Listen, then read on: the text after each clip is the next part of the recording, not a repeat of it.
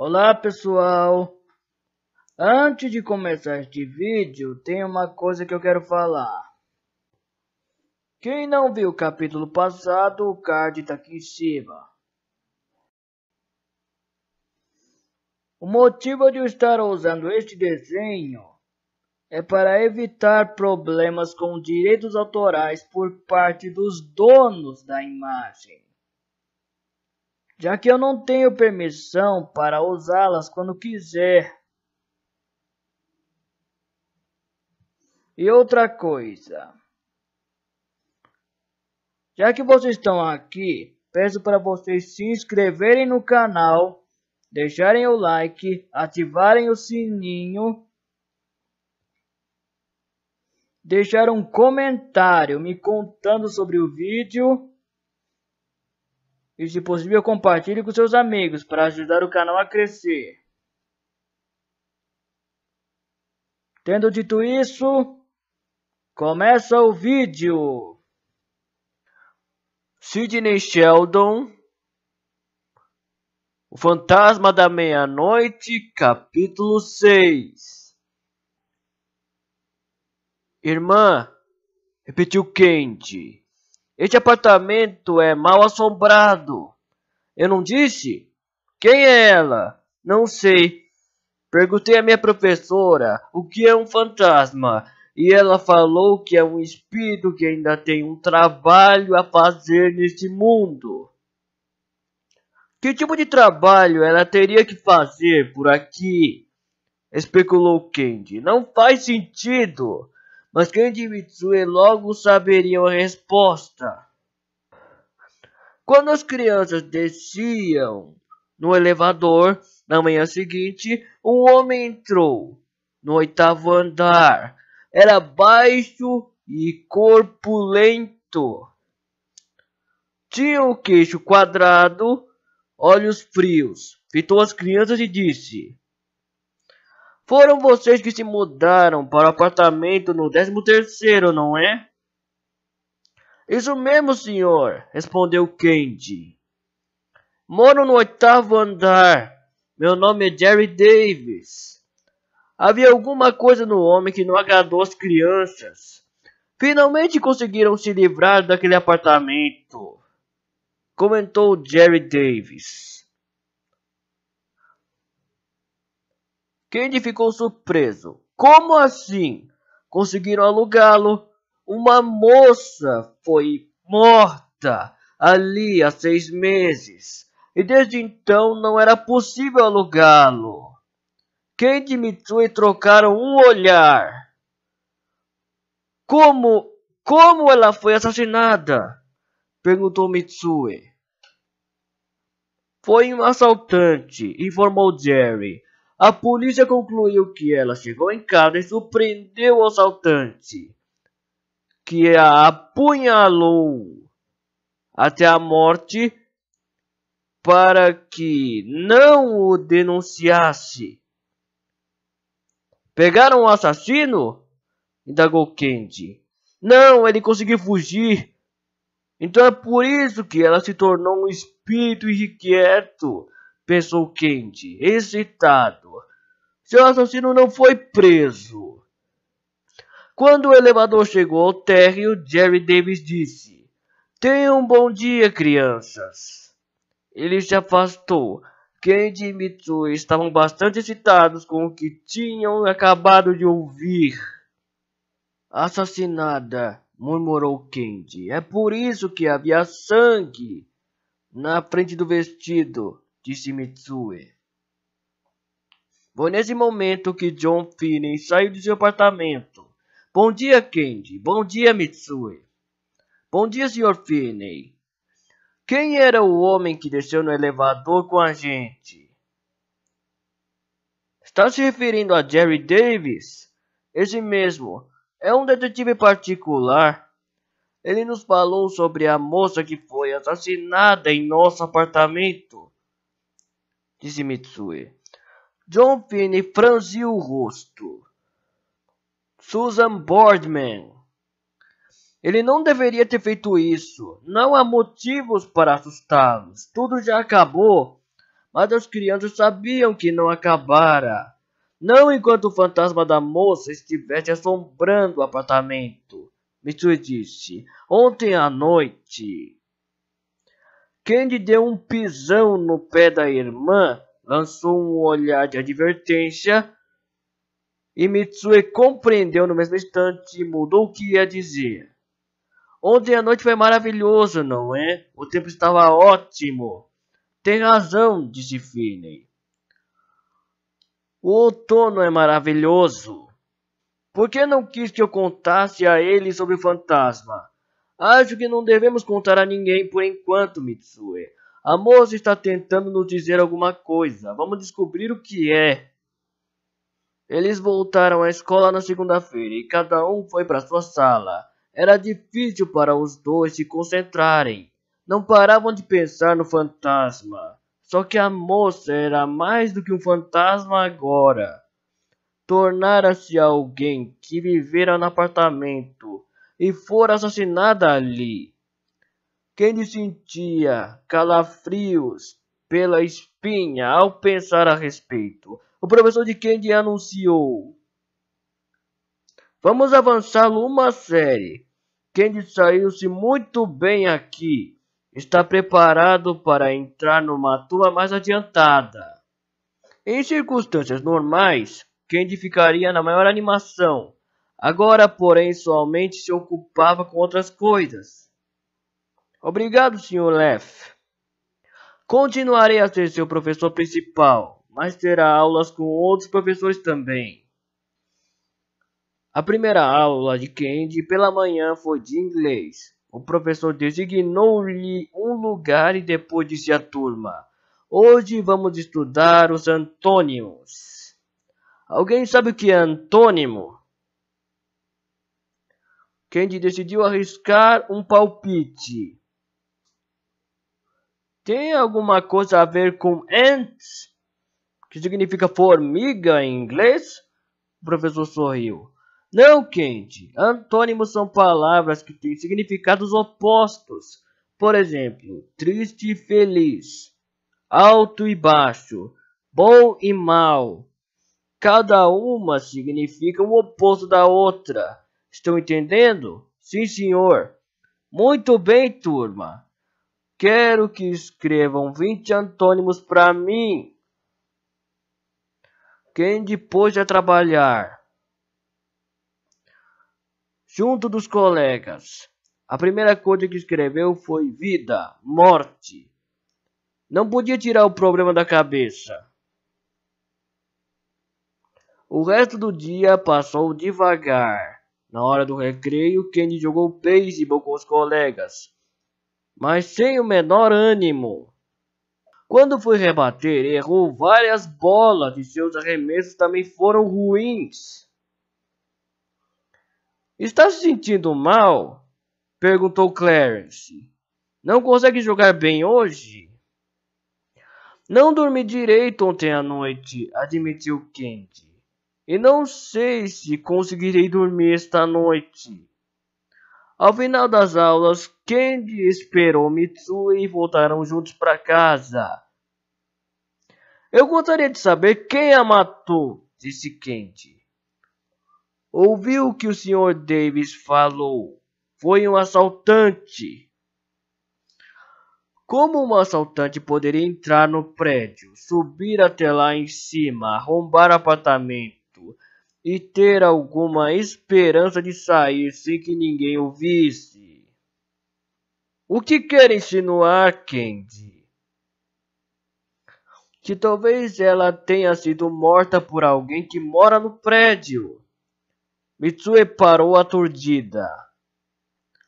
Alguém que ainda esteja morando lá? Isso mesmo, é possível. Mitsue empalideceu. Não acredito. Pode fazer sentido, insistiu Candy, obstinado. Se foi alguém que morava no prédio, não precisaria se esgueirar para entrar ou sair. Não teria de explicar sua presença. As crianças já haviam visto a maioria dos moradores entrando e saindo do prédio. E todos pareciam absolutamente normais. Ninguém parecia ser um assassino. Tem alguma ideia de quem poderia ser? Indagou Mitsui. Não, mas Candy pensava no nome, Jerry Davis. Vamos perguntar quando ela aparecer esta noite. Não creio que ela venha esta noite, disse Mitsui. Ela só aparece na sexta-feira, lembra? O que é muito estranho, porque só na sexta? Subitamente ele teve certeza de que sabia a resposta. Ao chegarem ao prédio, Candy foi bater na porta de John Finney. Desculpe incomodá-lo, Sr. Finney, mas eu gostaria de fazer uma pergunta. Claro, Candy, pode entrar. Você também, Mitsui. Em que posso ajudar? Querem biscoito de leite? Não, obrigado, senhor. Qual é a pergunta? Aquela moça que foi assassinada lá em cima. Lembra em que dia isso aconteceu? Lembro sim, foi numa sexta-feira. Na escola, no dia seguinte, Candy descobriu que seu novo curso de inglês se tornava cada vez mais interessante. Hoje, disse o professor, vamos estudar homônimos. Alguém sabe o que é um homônimo? Desta vez, Candy se manteve de boca calada. Muito bem, disse o professor. Homônimos são palavras que se pronunciam da mesma maneira, porém escrito de maneiras diferentes, com significados diferentes. Vamos pegar uma palavra em inglês. Praise. Ele escreveu Praise no quadro negro. Praise significa louvar, elogiar. Significa que está elogiando a pessoa. Pode dizer, por exemplo, você está muito bonita hoje, ou você é muito inteligente. Isso é praise. Ele escreveu outra palavra no quadro negro. Prays. Pronuncia-se exatamente da mesma maneira, mas tem um significado diferente. Quando alguém prays, significa que está rezando, falando com Deus, agradecendo, pedindo alguma coisa.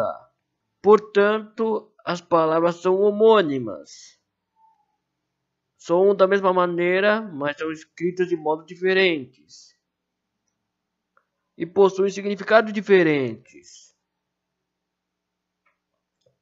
Há outros casos assim na língua inglesa. Vejamos, por exemplo, a palavra stare. S-T-A-R-E.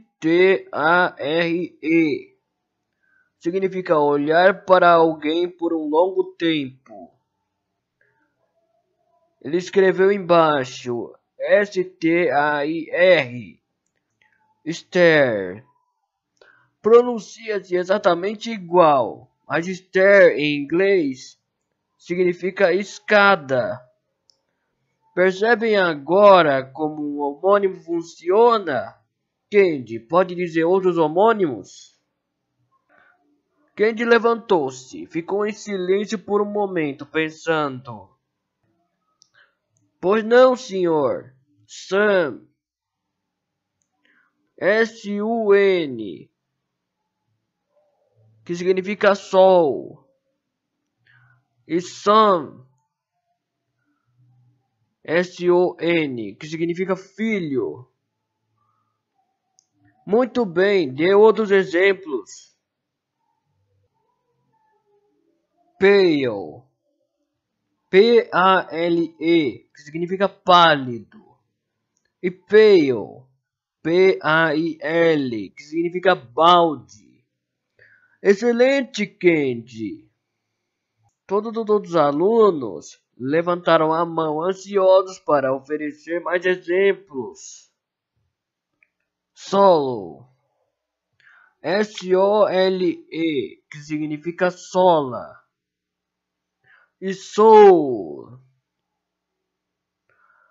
S-O-U-L, que significa alma. Race. R-A-I-S-E, que significa aumento. E race. R-A-Z-E, que significa arrasar. Red, que significa vermelho.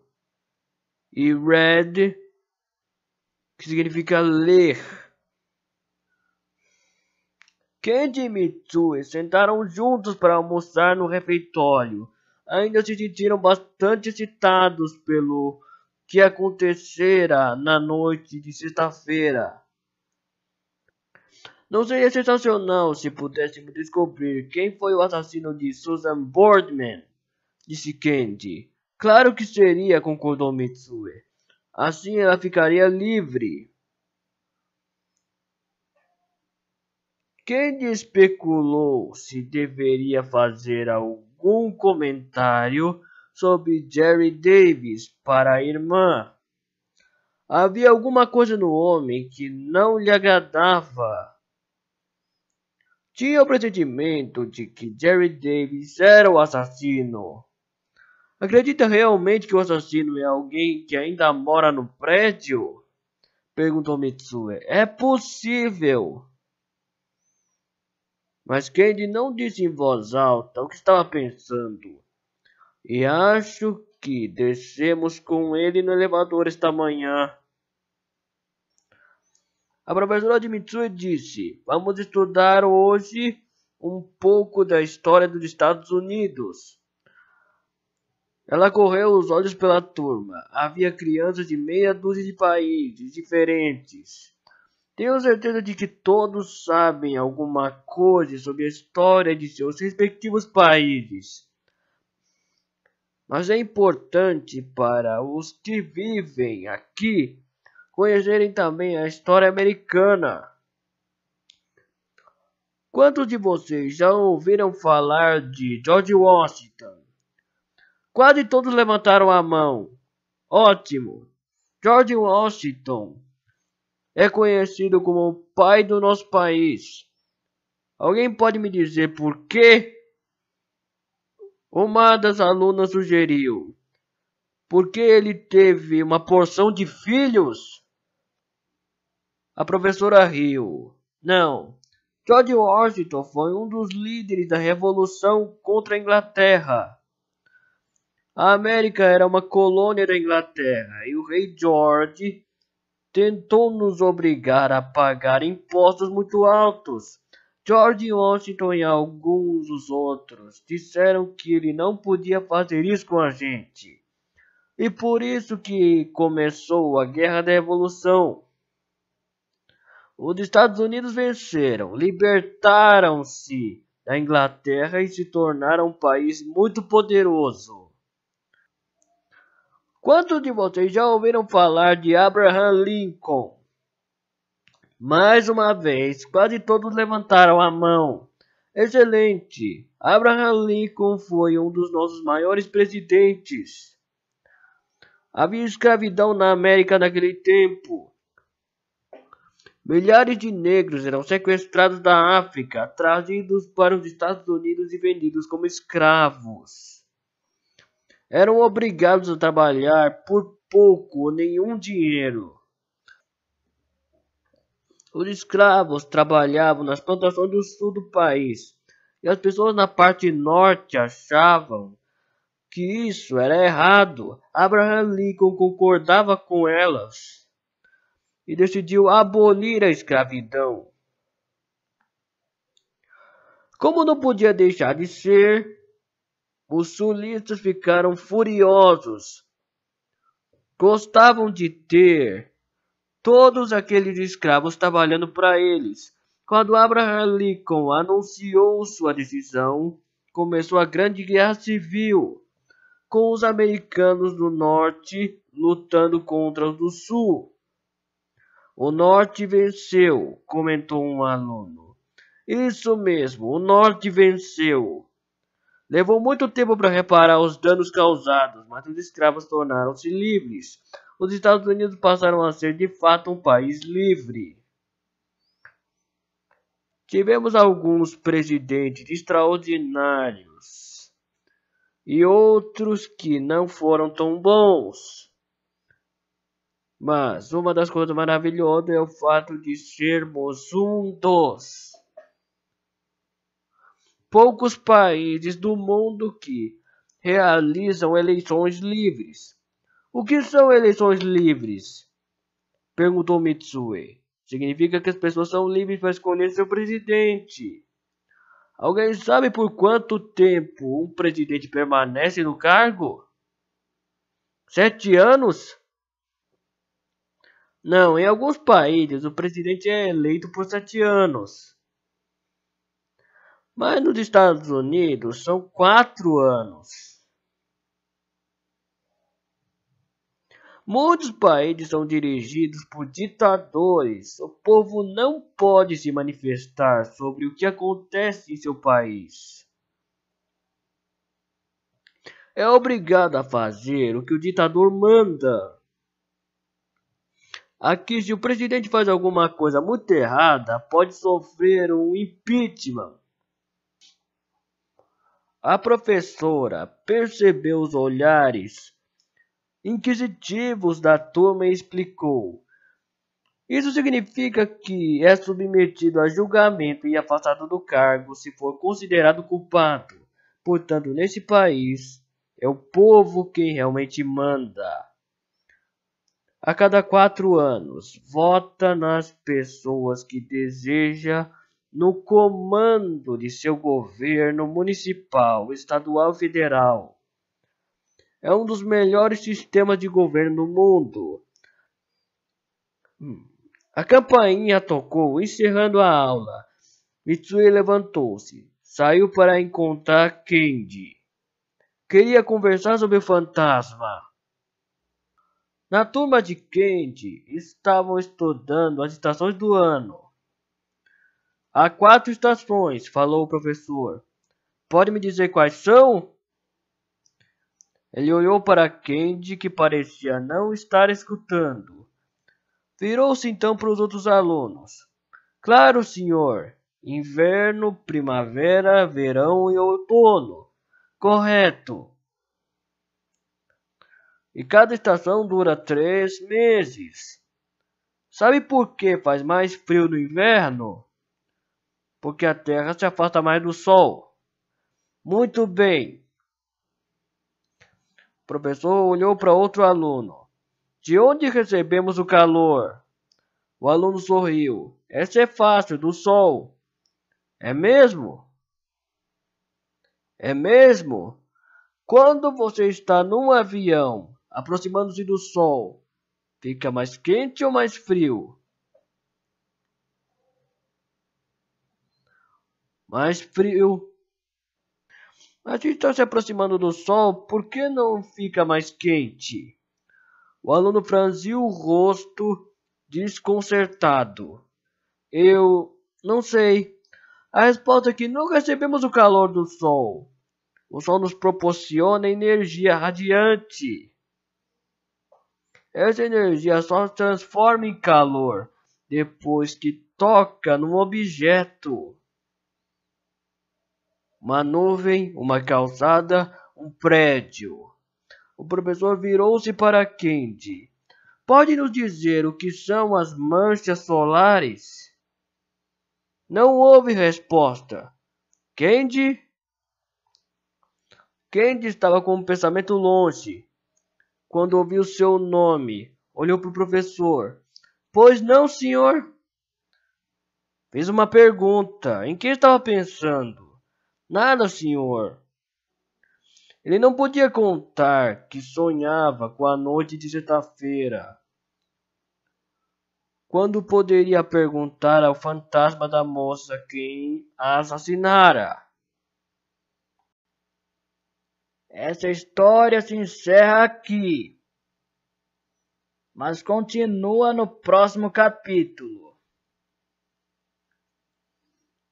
Eu me despeço de vocês deixando outra sugestão de vídeos aqui do canal para vocês continuarem vendo.